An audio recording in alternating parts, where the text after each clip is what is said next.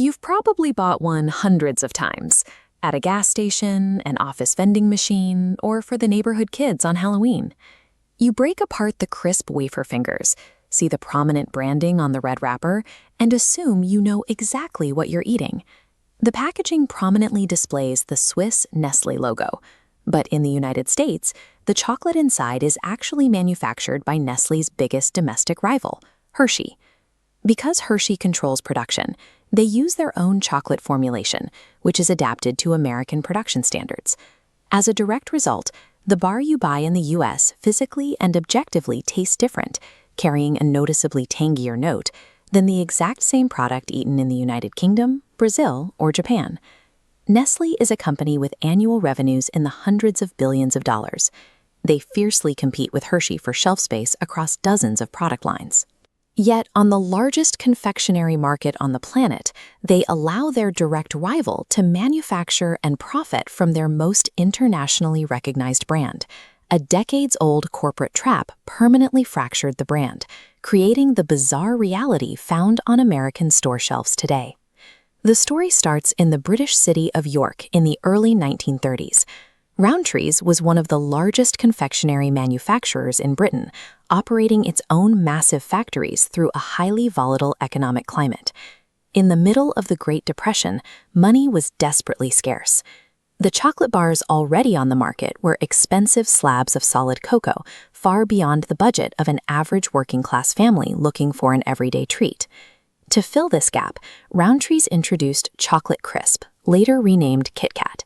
It was an inexpensive snack of wafer fingers covered in milk chocolate, divided by distinct grooves. It was engineered so factory workers could easily break off equal pieces and share them with coworkers without making a mess on the shop floor. When the Second World War broke out, strict food rationing hit Britain. A severe milk shortage forced Rowntree to temporarily change the recipe to dark chocolate and swap the familiar red wrapper for blue. Earning the unofficial nickname, the munitions bar, it remained a cheap, adaptable staple for ordinary Britons during years of severe wartime hardship.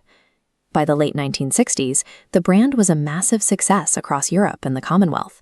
Rowntree set its sights on the lucrative American market, but building new factories in the United States from scratch required enormous capital and exposed the company to severe financial risk. Instead of building, they signed a licensing agreement in 1970 with an established giant, Hershey. Hershey received the exclusive right to manufacture and sell the product in the United States, utilizing their own existing factories, distribution networks, and an adapted American chocolate recipe. At the time, it was a highly rational, mutually beneficial handshake. Rowntree accessed the world's largest market with zero infrastructure costs, and Hershey gained a proven product. Neither side realized they had just laid the exact legal framework for an insurmountable corporate conflict.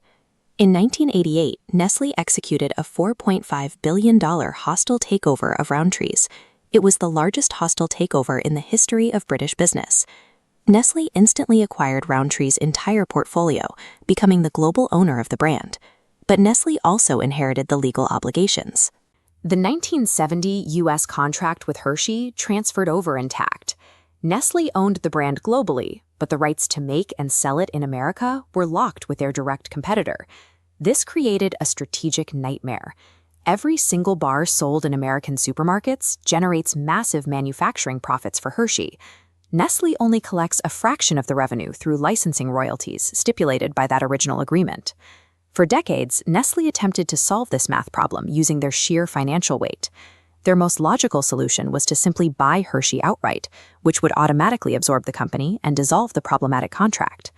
But Nestlé ran directly into an immovable legal object. Control of Hershey's voting shares doesn't belong to Wall Street investors. It belongs to the Milton Hershey Trust, a charitable entity established in the early 20th century specifically to fund an orphanage and local educational institutions. The founders' governing charter deliberately protects that charitable mission. Whenever rumors of a Nestlé buyout surfaced, local politicians and residents applied intense public pressure, forcing the trustees to block the sale to protect the region's main employer and its philanthropic funding. Nestlé possessed billions of dollars and an army of corporate lawyers, but they were completely neutralized by a century-old local charity. The rights to the American market were permanently trapped. To understand the cost of that stalemate, you only have to look at modern Japan. a market where Nestle maintained total operational control and was free to steer the brand however they saw fit. In the early 2000s, Nestle Japan noticed an accidental linguistic catalyst. The Japanese pronunciation of the brand name, Kitto Katsu, sounds nearly identical to Kitto Katsu, a common phrase translating to "you will definitely win" or "you will definitely succeed." Nestle marketers weaponized this coincidence immediately.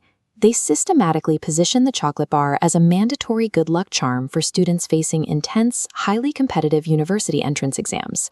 The cultural integration went so deep that the Japanese Postal Service partnered with Nestle to design special packaging. Consumers could buy the candy and mail it directly to students as an official physical greeting card. While America remained locked into a single flavor profile, Nestle Japan engineered an explosion of hundreds of hyperlocal exclusive regional varieties. They developed flavors physically found nowhere else on Earth, including matcha green tea, like spicy wasabi, and traditional sake. Unhindered by licensing agreements or competitor interference, Nestle allowed the product to transcend the snack aisle. It evolved into a highly profitable national ritual and a sought-after tourist souvenir. Back in the United States, the product on the shelf remains frozen in time. The distinct, tangier American recipe that you taste today is the direct, unbroken legacy of that 1970 handshake. It is a physical manifestation of a contract that Nestle cannot escape. Every day, millions of American consumers pick up a red wrapper bearing the Nestle logo, completely unaware they are eating a rival's product wrapped in a Swiss disguise. A single Depression-era snack eventually split into two distinct paths, a regional cultural icon in Japan and a fixed corporate stalemate in the United States. Let us know in the comments which version you prefer. If you want to see more deep dives into the history that built our modern world, hit the like button and subscribe. Let us know in the comments what topic we should explore next.